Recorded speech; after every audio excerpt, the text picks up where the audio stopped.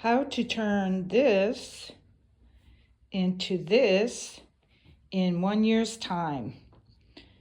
So I have my envelopes written out. I have 52 envelopes, 1 through 52. So I have, here's an example, 18, 32, 15.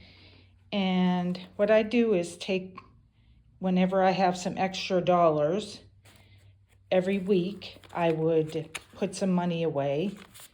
So if I have laundry money that I find, here's a 5, here's some 1s, I'll fill up my envelopes. So number 10 would be easy to fill, $10 worth. So 52 would be a lot harder. I usually try and get those done first, like 48, 49, 50, 51, 52. And so here's number 5. That'd be really easy to fill. But at the end of the year, you end up with $1,378, which is a nice treat for Christmas time.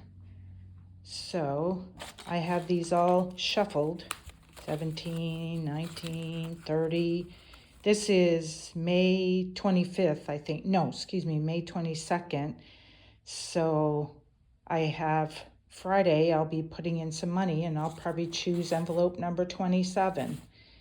So turn your laundry money or some extra cash you have on hand into this by the end of the year. I hope that helps.